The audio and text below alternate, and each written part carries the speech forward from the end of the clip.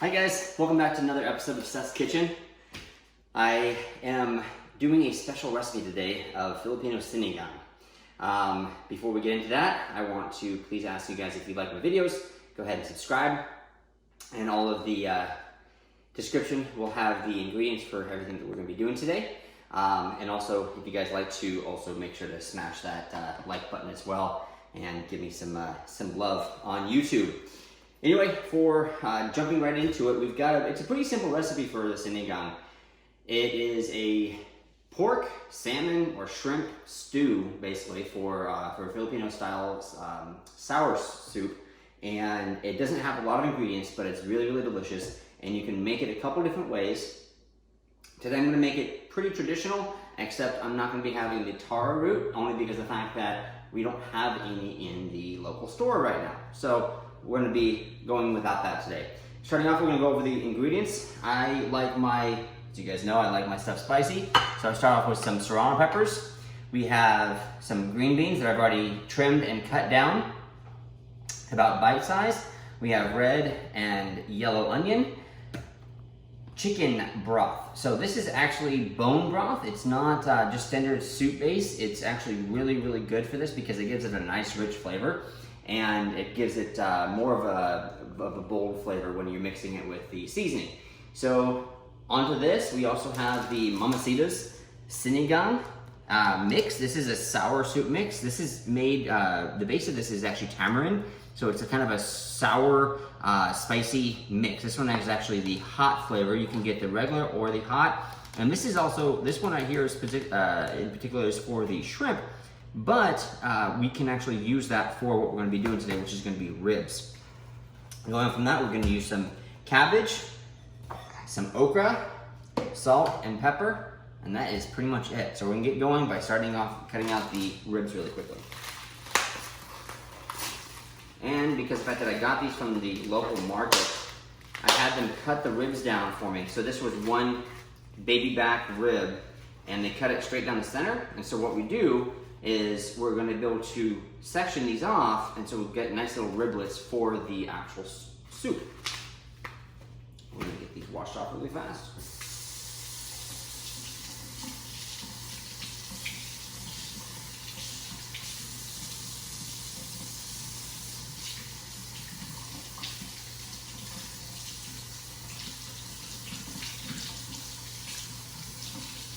Please make sure you're washing this in cold water.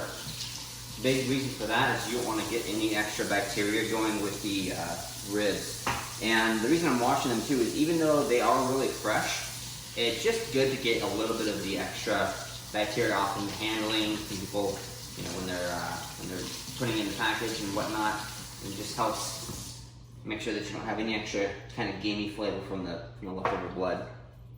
So what we're going to do, we're going to start off by getting the ends on here. We're going to get this cut out and get the riblets made into piece by piece. So I'm going to get this going. And I'm doing this on my plastic cutting board today so that I can use my wood cutting board for my veggies. Alright, so these are all just individual ribs. What's going to happen is these are going to go in the Instant Pot, and we're going to cook these up, and they're going to be amazingly tender, juicy, fatty, delicious, so tasty. We're going to cook these for about 35 minutes in the pressure cooker on high pressure. And after that, I'll show you guys step by step how we add the veggies and cook from there.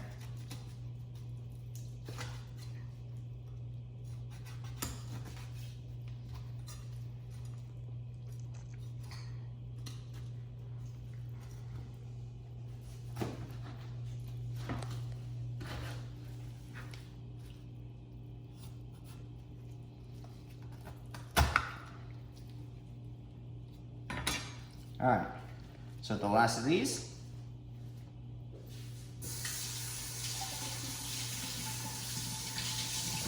Some pot ready here. And what we're going to do is fill this up.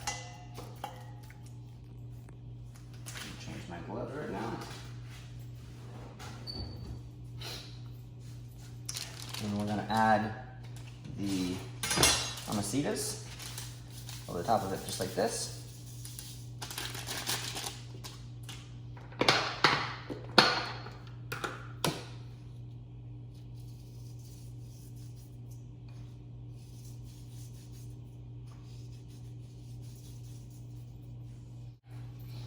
Guys, be careful when you open up the Mama Sitas because of the fact that the dust actually comes out and it gets really potent in your nasal cavity. On top of the Mama Sitas, I put in about 1.5 teaspoons of salt. And about another teaspoon of black pepper.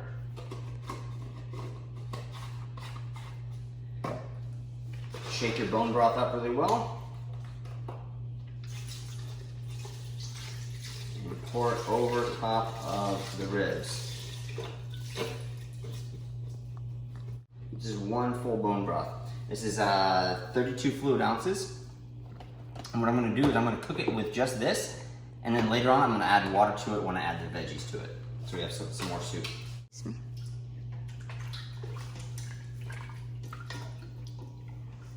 And don't worry, my hands are clean.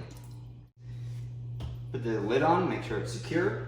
We're gonna go ahead and press the meat stew button right here. Turn that on, and we're gonna make sure that it goes all the way up to about 35 minutes. 35 minutes, and it automatically starts, so you don't have to press anything else. You have to make sure that it does say the high pressure on here and on the more, so that you have the full pressure on it, and you have to make sure that the spout, pressure release valve, is in the lock position. This is the unlock, and this is the lock. Make sure that it is. One of the big things that you want to make sure on the pressure cookers, it doesn't matter which one you have, make sure the seal on the inside is completely secure. Sometimes it comes off of the ring that's on the inside, and you have to make sure that it doesn't do that because it will not come to pressure if the ring is not fully sealed. So you want to make sure that's in there, fully sealed, on tight, and then we have until it comes to pressure, and we'll wait 35 minutes to get that going. While we're waiting for that, we're gonna get the rest of these veggies chopped up. All right, so we're gonna get the rest of these veggies chopped up really quickly. I wanna send a special shout out to Judith Colina, who requested a Filipino dish. It's actually kind of funny because my wife is from the Philippines, so this is a dish that I make about 5 times a month. It's one of our favorites here. I go back and forth between doing salmon belly, shrimp, and the pork. Sometimes I mix it up and do the pork ribs and also some pork belly in it as well, which is also a great combination. But anyway, we're just doing the ribs today. So with the cabbage, what we're gonna do is go ahead and cut this in half, right down the middle. We're gonna cut out the middle part by doing a little triangle.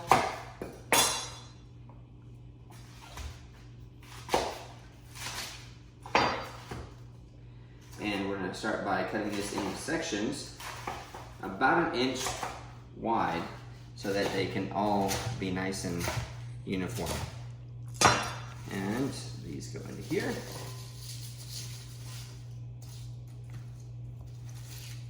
It's not that you have to be uniform, it's that it's easier to eat when everything is about the same size.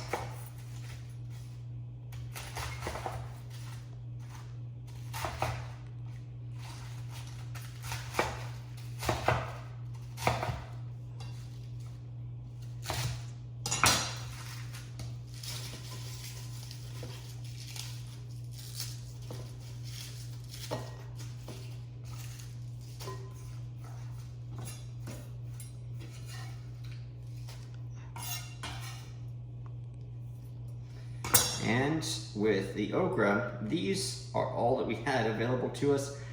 So they're a little bit on the older side. You can always tell when there's bruising. So you want to make sure that you get the tops cut off of these and just get them trimmed up a little bit. Just kind of going along and getting them all cleaned up.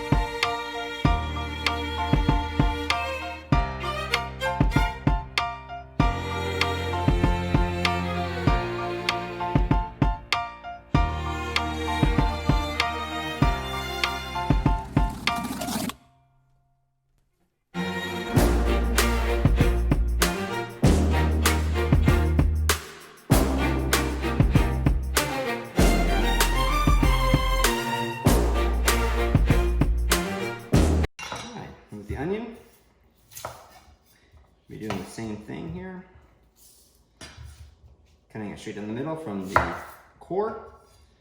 Cut off the core just a little bit, just to get the core out.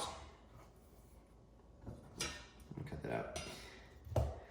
And for these, we're gonna dice up into nice dices here.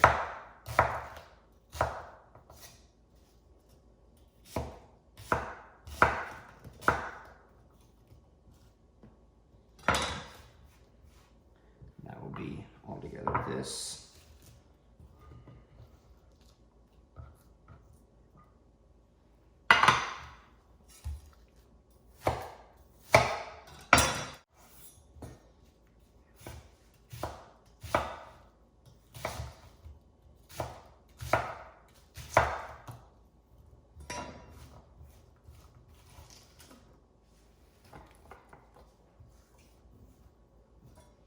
Crying.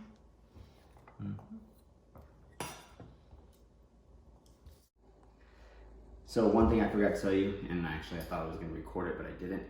I have the Serrano peppers that I trimmed and cut in half, and I forgot to put that on there. But other than this, we have everything prepped. All we got to do is wait for the ribs to cook, and then we're going to put this all in together. Be right back.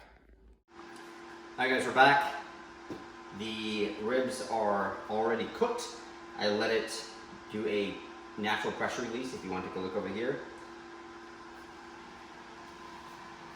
Natural pressure release for about 5 to 6 minutes. Then you do the quick release up here just by turning this on like that and letting that completely release. Takes about a minute. We'll be right back. All right, so it took about 1.5 minutes to fully release the pressure.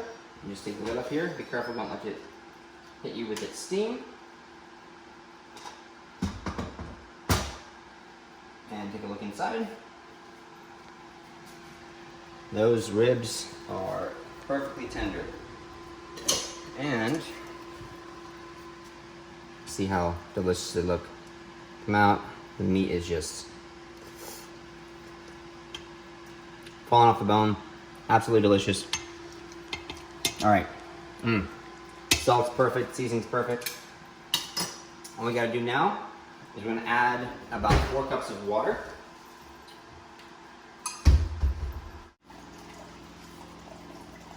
I have one of these dispensers. It is distilled water that I distilled here at the house. And this actually has the cool, cold, and boiling water option. This isn't for making tea, coffee, things like that. But I also use it for soups, just so that I don't have to worry about the temperature going down on the soup itself. So we add that 4 cups of water.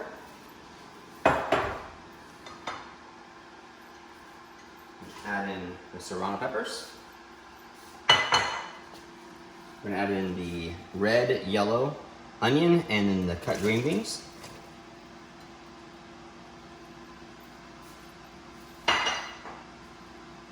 Then add in the okra. And then last but not least, we're gonna add in the cabbage. But we won't be able to add in all of the cabbage because it was a whole head and I don't have enough room in here for that. So, well, almost. Yeah, we can add it. Looks like it'll work.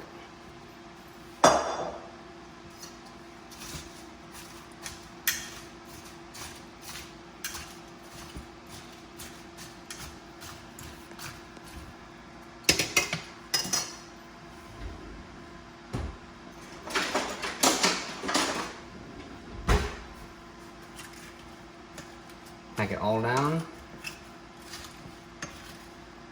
much as you can.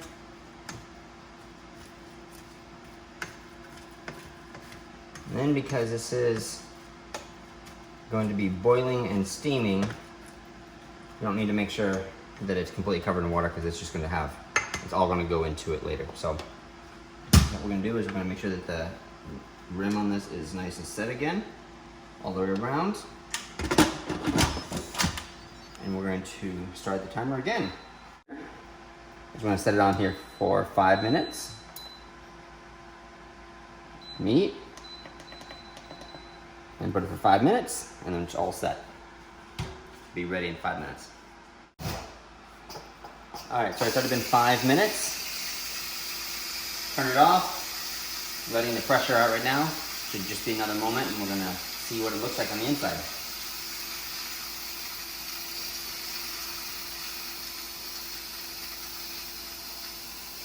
Ooh, what do you make here?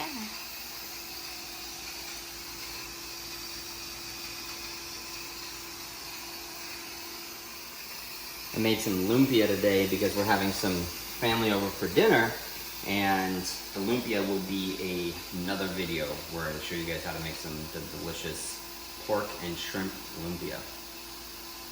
Really tasty stuff.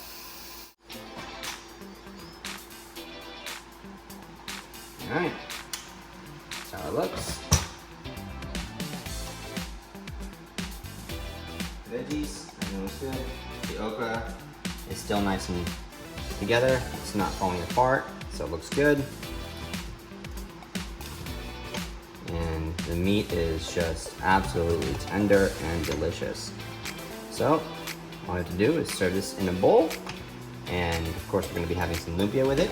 So, keep serving this up and hope you enjoy your dinner. Thanks for watching, guys. See you soon.